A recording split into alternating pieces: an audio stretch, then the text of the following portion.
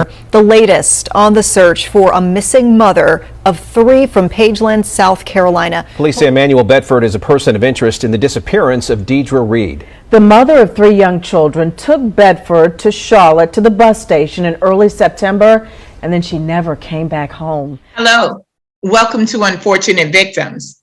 I am your host, Investigator Chandra Cleveland. Today's show is about the missing of Deidre Reid. Deidre Reid went missing on September the 3rd, 2021. The last time someone heard from Deidre, she was taking the father of her son to the bus station in Charlotte, North Carolina. She spoke with her sister on the way to Charlotte, but no one has heard from her since then. There's a lot going on with the missing of Deidre Reid. The person she was last seen with, a person of interest, was Emmanuel Bedford. And he's not talking about anything, nor is he helping to look for Deidre, who is the mother of his son.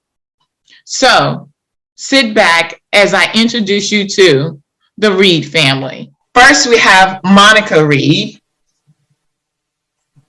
Hello. James Reid. Hello, how everybody doing? We have Jennifer Reid. Hey, how everybody doing? We have Tina Reid. Hello everyone, how's everyone doing? And finally, we have Kenneth Reid. Hey, how everyone doing? Okay, you've heard me talk about the opening of how Deidre went missing. Now we're going to try and go step by step. First of all, the question I would like to ask the family is, have law enforcement been in contact directly with any of you in reference to the missing of Deidre Reid? Monica, James, you want to go first? Yes, Captain Whitley, Shane Whitley, and the sergeant and the chief, they have been contacting me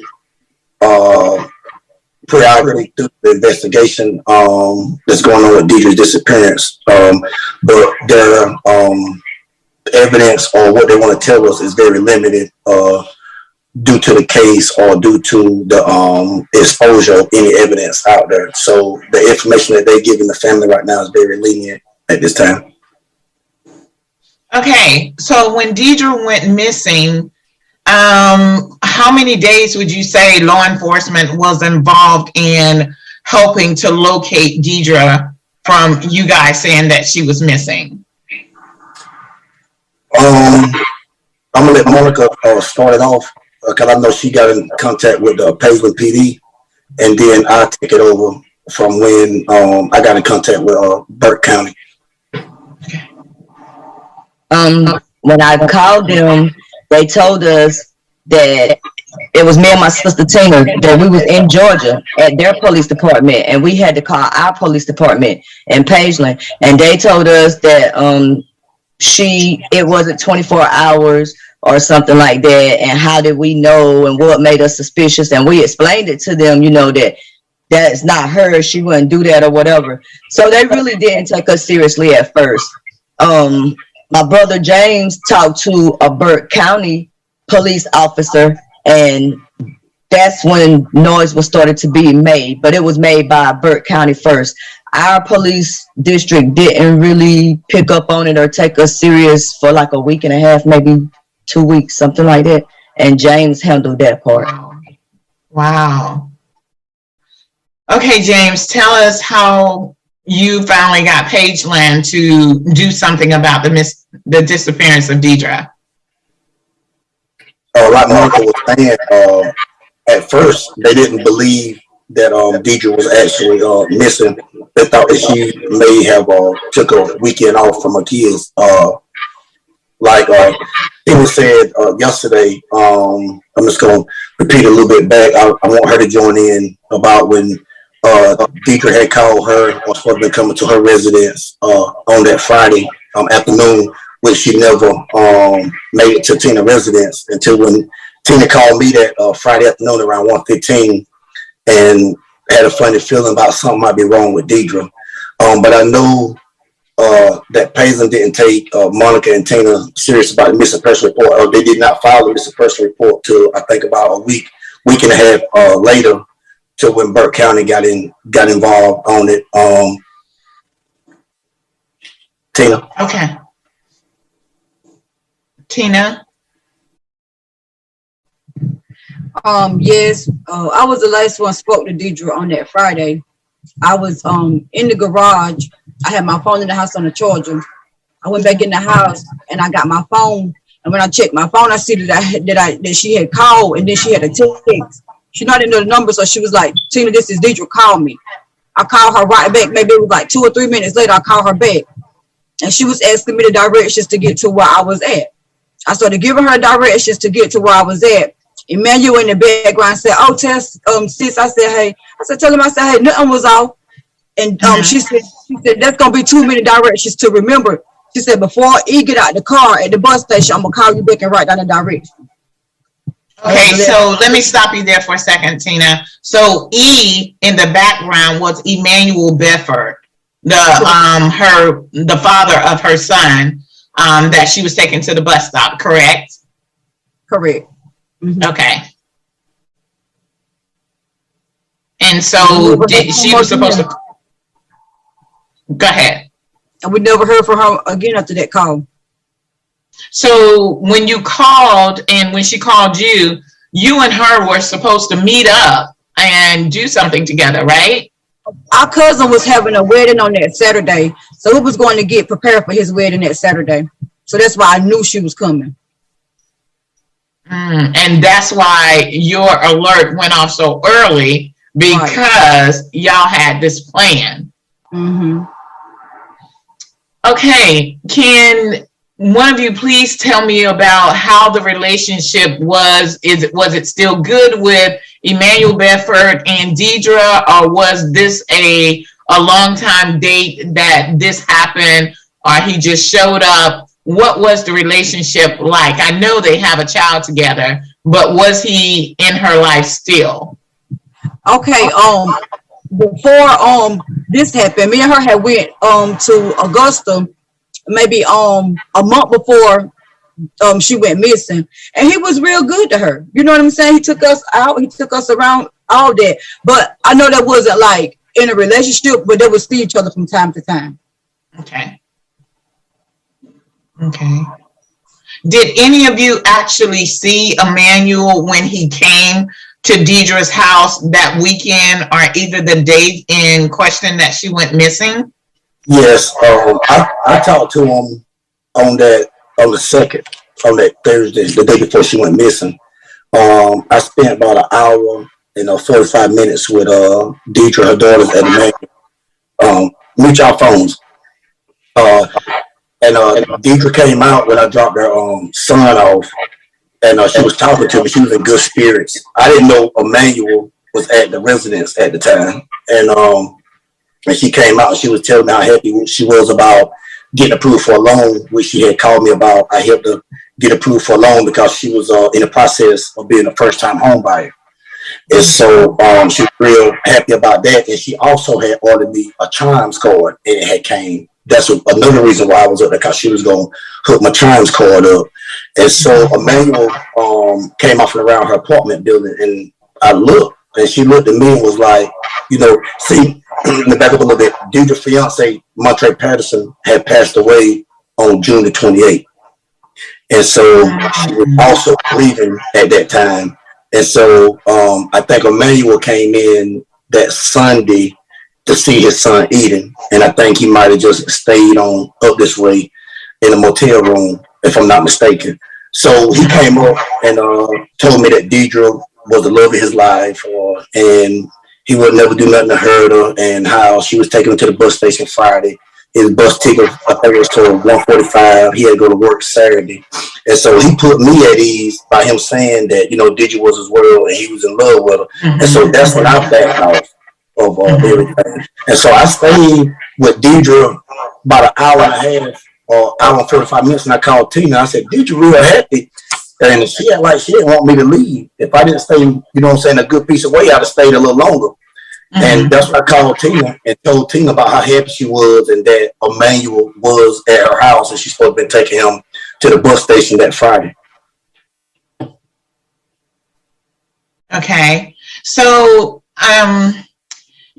I wasn't involved in the case at the beginning. It was a lot going on. I wasn't on social media as much, but when I finally got on social media, I saw like 25 tags of my name and the missing of your sister, Deidre. And I got on and I made contact with you, James. And I know at that time I called while everything was still up in arms. Tell me, on the day that Deidre went missing, what did you guys do to try to find her on your own, since law enforcement was not being as helpful as they should have been? Oh, at first when we really realized, well, when it hit me, like Tina said, she called me around 1:15, and she was panicking that something had happened because she's supposed to came and pick her up, and her and my first cousin Tina supposed to went dress shopping or to clothes shopping to go to our cousin wedding the weekend. And so I told Tina if we hadn't heard from Deidre by 7 p.m. Friday night, we would go to Emmanuel's grandmother's house and see was she down there or do he know where she's at. And then, so where does Emmanuel's grandmother live that y'all were going to go to? Where was that? Augusta, Georgia. Okay. So y'all going to drive to Augusta. Okay. Yes, ma'am. And I told everybody that the cop will do a Facebook group chat with everybody. And so we had to hear from her. We were going to leave out early that morning so we can be down there before 10 a.m. And so when you got there, did the grandmother or Emmanuel answer the door? When we got there, I'm going to let the girls take over because they went up to the door first because we was pulling up after them. Okay. When we got there, we knocked on the door, and he had previously told my sister that his grandmother was sick and she was dying and all this stuff. So we didn't really expect her to come to the door. We expected maybe him or someone that was there caring for her, because he had my sister thinking that he needed to come and try to be with his son because his grandmother was dying and they was going to put him out the house and he wasn't going to have nowhere to live and this and this and that. So he gave her a whole sob story about his grandma being sick and him needing somewhere to stay and all this other stuff. But when we got there, to our surprise, his grandmother came to the door. She actually wants let me stop you for 1 second, Monica, because I'm seeing a pattern here. If he told Deidre that during a time when she was already grieving, and she probably thought, I can't allow my son to lose his father and not see him, that's probably why she invited him. I'm just the law enforcement in me, just picking up some things. Okay, well, just go ahead. That's kind of what it was, because I think him coming was kind of a shock. I don't really think she kind of knew he was coming until he got to the bus station and needed a ride to her house to see his son. So I kind of think he surprised her or something. But yeah, he was telling her the side story of his grandma was sick and she was on her deathbed and his mom was going to put him out because him and his mama don't have a good relationship with each other. So, that's what he was telling my sister. Tina knows more about it from there than I do because I've never met him. I just when all this happened, that's when I first seen him. I've never even seen him before. So Tina can take it. Okay. Like I said, he acted like he was a good person to Deidre. I had no reason to expect that he would take our sister off and she become missing. He didn't. When I was around him, he always treated her like she was like gold to him. So I never expected this to be going to happen to us. I never expected it. Well, there's this thing where I tell a lot of women, when you break up with someone or you have a relationship with someone, there are some red signs. And probably there was a conversation had between her and Emmanuel that he didn't totally agree with. If he was saying everybody was going to put him out while Deidre was taking him to the bus stop, he could have said, "Can I come here?" And she's like, "No, we're getting ready to move in a house." And you just never know what can set someone off if he has been the person you said he was.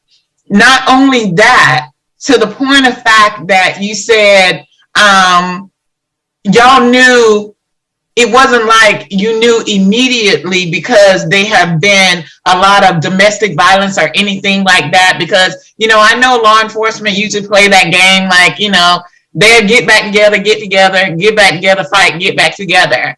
But this was an attitude, and this was a reason of Deidre missing, and she had plans. So this wasn't that y'all just said, "Oh, our sister is missing." No, you had the reason to know something has to be wrong to keep her away.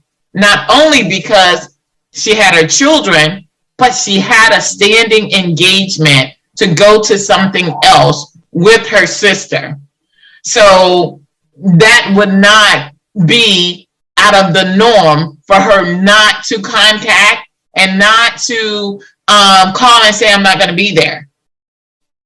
So the other question I need to ask of you guys, after you said she was missing, did y'all at any point in time finally get in contact with Emmanuel and asked him, "Where is our sister?" Or did he ever come and say, "Oh, I'm coming back. I need to help y'all look for her because I left her being ... Well, there was a lot of phone calls made. The police department reached out to me that following Monday. I think we was all at Golden Corral, and said that Emmanuel and his family want to reach out to me. Could they give him my number? And so at that time I told him, yeah. They gave Emmanuel and his brother my telephone number, and they called, and he was like, the last time he seen Deidre, they was at the bus station. She dropped him off between 150 and 211. He kissed her, they hugged, and he said goodbye. And so that's when, like on my page and my sister page, there are a lot of phone recordings that we recorded of him. And what didn't make sense to us when he was talking, and then he said everything was up. They rode around for several hours. Everything was all good until that. And then he cut it off. He said to that shit, I guess he was saying to that shit happened. So we don't know what he was referring to by that, but we do know it's a lot of inconsistency in the telephone recordings that we have with him. Okay, so you're telling me after being notified that she's missing, that is the mother of his son, he did not come back to South Carolina to help you guys look and haven't been back since that time? No, he told Tina, I'm going to let Tina take it from here, but Tina was on the phone with him when he told her that his cars wasn't working. I'm going to let Tina take over from there. We can hear you now. Okay, so we was in Charlotte for 2 days walking around like trying to find a sign of our sister. He called on the second day that we was in Charlotte. And I told him, I said, if you say you ain't seen our sister, she dropped you off. I said, come help us find her. Come help us look for her. Oh, we said you were over. We said you were over. And we'll pay for it. If you ain't did nothing to her or know where she at, come help us find her. You came to Paisley to see her and be with her. Why you can't come back help us find her? If she went missing after she dropped you off with the mother of your child. Right. So what did he say? He said, oh, I got to sign up with the police. I'm coming tomorrow. I'm coming. And my brother said, well, if you coming, be a man of your word and come. He said, I'm coming. And we never heard from him again. So even after that 2 day of y'all looking for her, he didn't come the next week or call? He stopped all contact after that. After that phone call that Monday when we talked to him, he didn't reach back out to the family. because he said that the police told him not to talk to us no more about the incident. But his brother did reach out to us and was saying that he dropped his brother off at the bus station. He don't feel like that his brother has something to do with it. I said, you're right. You did drop your brother off at the bus station. My sister picked him up. We're talking about your brother catching a bus back to Augusta, Georgia. We're not talking about how he got up here. We're talking about how he got home. He told the law enforcement that he had seen our sister from between 1:50 and 2:11. And so on that phone recording, that's when the man kept saying, y'all go to the bus station and have them run the video back.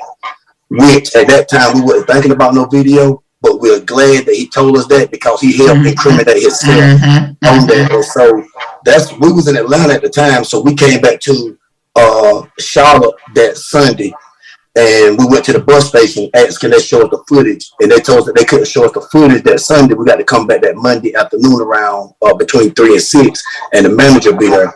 And so when we got there, the manager told me she couldn't let us see the audio, but then she let me come in. She said that she can let me, how did she say it? She said she can't let me watch the whole video, but she can let me identify that was Emmanuel and that was Deidre's SUV that were parked in front. And so when I went in, the manager did play the video, and when he came in, he showed his cell phone. It looked up at the camera. I said, yes, that's Emmanuel. And she stopped it at that point. And then she fast forwarded into where he walked outside and got back in the Tahoe with my sister. And then when it pulled off, when it got right there by the door, she froze it. And she said, that's all I can show you. She said, but you need to get in contact with Charlotte-Mecklenburg Police Department. And then when they come, I can show them the whole video.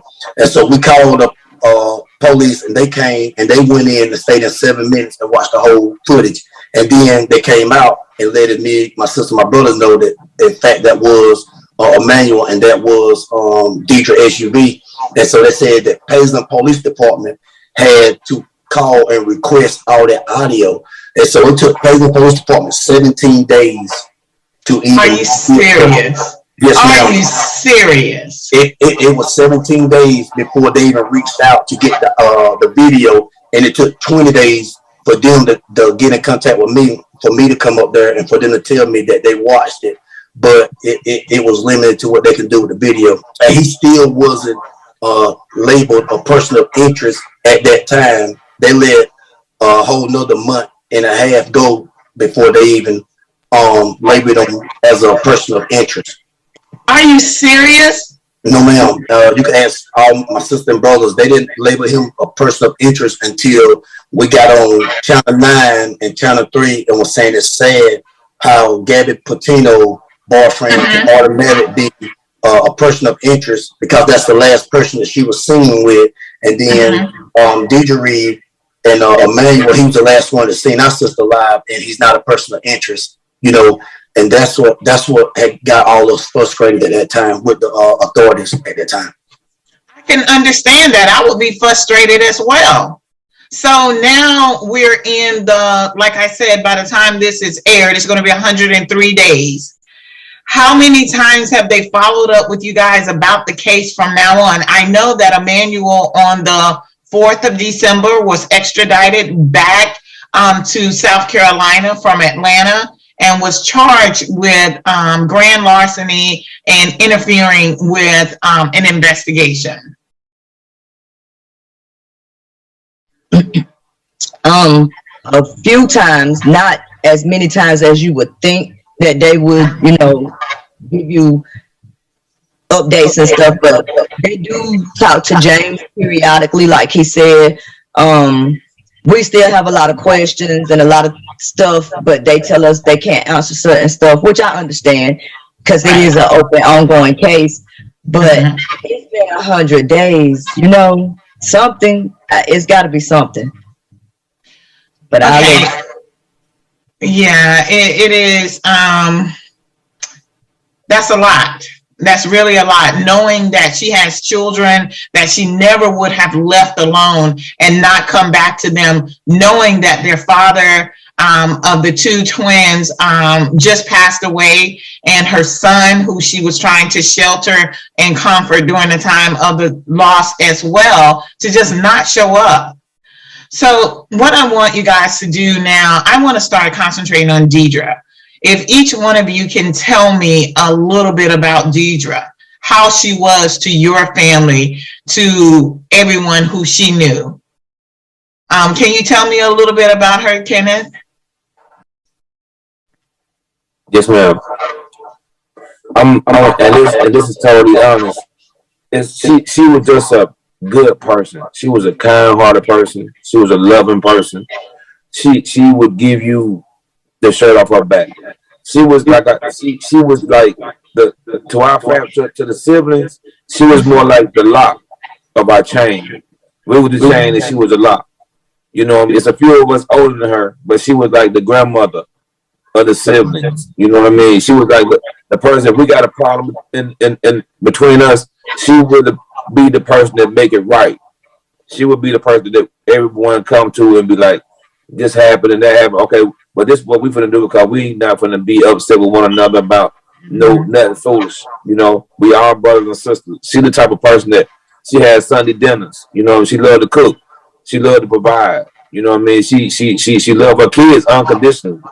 She always put her kids first. Family was first to her. You know, and it's just sad that this tragedy has happened. You know what I mean? It's sad, man, because you always see this on TV, but you never think that you will actually go through this in life. You know what I mean? And it's hurtful. And she was just a blessing to us. You know, not only to us, to her kids, to her mother. You know what I mean? To our father.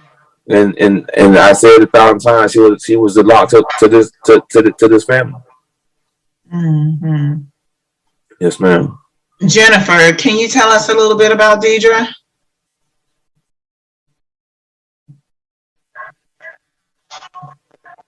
Like Kenny said, Deidre, she was the middle out of my mother kid, but she was more like the oldest one. Deidre, like he said, every time like the family would have problems or we'll fall off, have disagreement, Deidre will be the one to get us together. Come on, y'all, we family. We got to find a way to work this out. We can't be like this. We all we got. We got nobody else.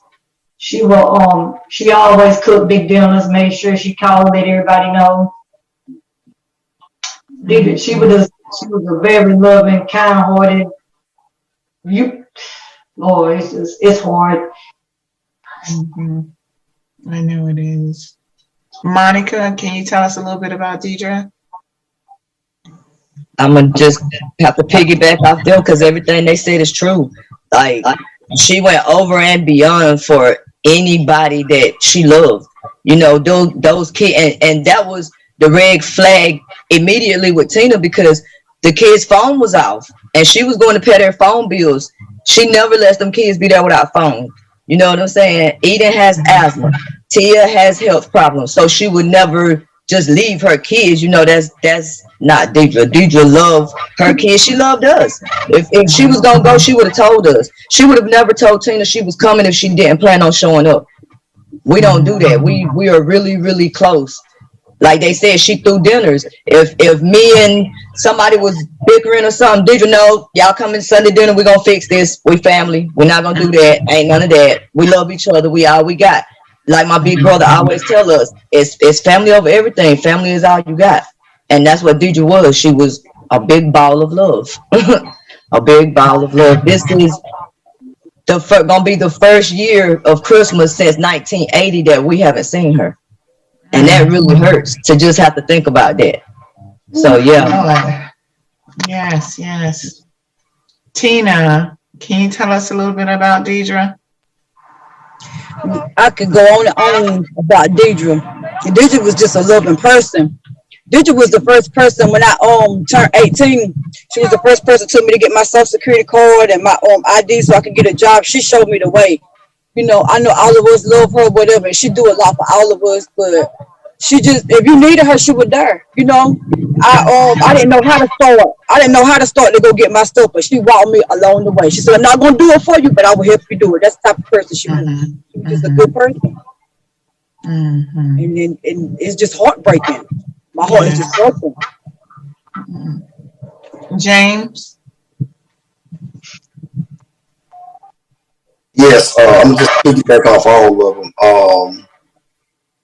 You know, I always refer to Deidre as a missing link of my chain. Which is she's the piece right there in the middle that holds the whole chain together. The most important piece. No matter how you link that chain back together, without that piece that was there, thinly with the chain, that chain will never be the same because you know that chain was once broken. Me and Deidre was 11 months apart. Every year before I turned another age, she always catch me. And she always tell me, her birthday March 20th, mine April 20th. And she always tell me, she says, you'll never be able to leave me. I always catch you. And so that was just our little joke every year on her birthday. You know, like they were saying, if the family is not all in agreement, Deidre, even though none of us may not be seeing eye to eye, she will bring all us together, no matter who got the bickering going on with. Even down to me, I get in my feelings. She was like, Bun, look, I'm gonna tell you this, Bun, you got to get out your feelings. You know, we family. You know, we got to stick together. We should be able to talk about anything. And then, you know, all right, you're right, Deidre. You know, and then she can tell when I'm frustrated because I have kids and I have two small girls. And I don't know how she'll know. She'll be like, boy, you better bring them girls in here and drop them off with Young and Tia. But I know it's driving me crazy. You know, and I miss that. You know, Deidre, like Kenny was saying, she was a young woman, but with like an old soul. She was very humble. You can go to Deidre and talk to her about anything and feel safe about what you said to her, and she gonna keep between you and her. Our sister, she wasn't perfect. But she was what we needed at the time. I used to ask how she was, and she would say she was good. Deacon been preparing us for this for a long time. If my sisters and brothers will agree to this, she would always tell me when I go up there, I don't know how we would get on this conversation. She'd be like, Bond, if anything ever happened to me, I want you to raise my kid. I'm like, girl, you know I will, but I was like, why you be saying that? I said, you know what I'm saying? I said, we're gonna grow old together. I said, I don't even want you thinking like that, you know. But every time I go to the house, she always used to tell me that. And I'm like, if something going on, you need to let me know. You know, and then that's when it came through about she's supposed to have a surgery that following Thursday. And she said that Monica was going with her. And she said, I know you going with me. I said, yeah, I'm going with you too, you know, because I didn't know how bad the surgery was. She didn't tell me, but she just wanted me there. You know, it's just sad because I never thought that we'll have one of our sisters on a missing person poster, you know what I'm saying? Or that we'll be out here searching for one of our sisters. It's just a sad situation to be in. And then her kids, you know, I can only imagine the mind state they in, and then them having to depend on someone else to take care of them. No matter how hard you try and how hard you try to tell them you love them, that love don't hit the same when it's coming from your mom and dad. Her son he's having a hard time grasping to everything because he even got to a point and said, why me? Why I'm going through this?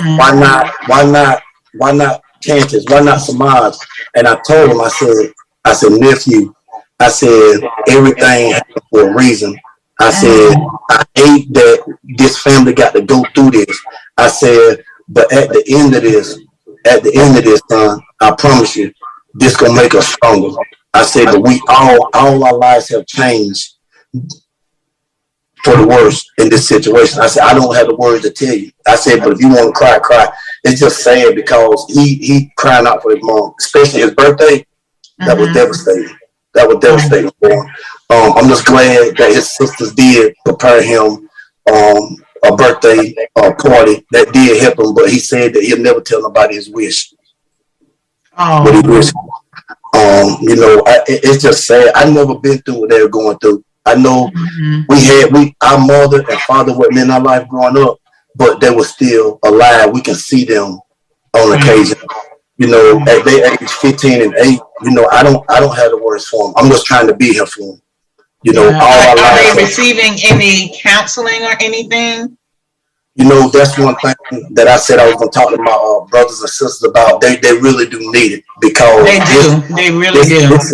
This is devastating at this age. And then her two 15-year-old daughters, I just hope that they don't start reaching out for love in the wrong way or taking Exactly. from these younger guys, knowing they don't have no mother and father figure.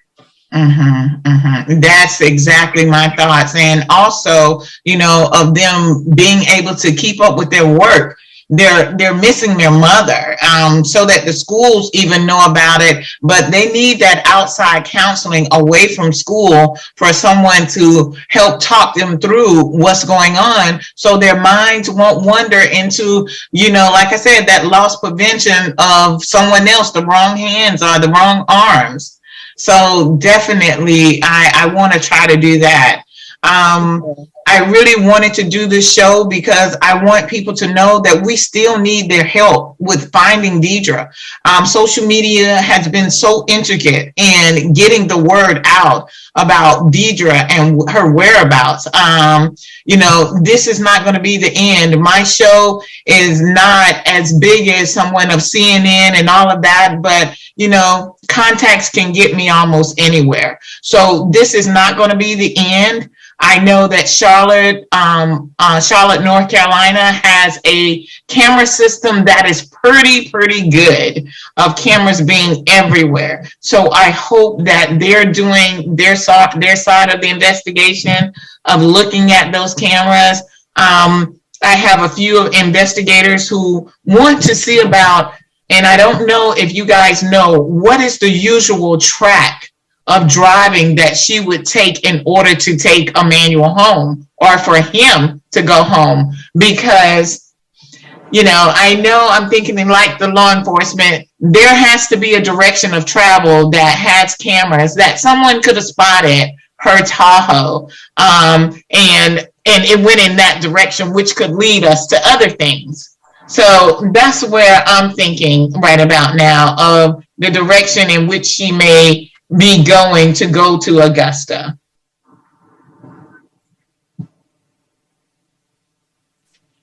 So I know that Deidre's car was a 2004 Chevy Tahoe.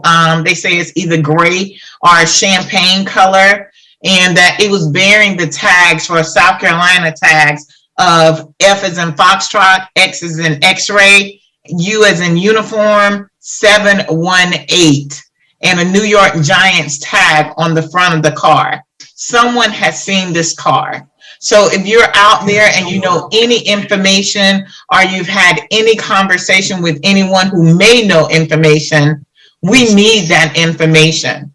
If we at the show at Unfortunate Victims receive a tip and the tip leads to an arrest, we are willing to give a reward for that tip. So if you know anything and you're watching this recording, please contact us on our website at unfortunatevictims.com, or you can call on our phone number. It will be all here on the screen so you to see.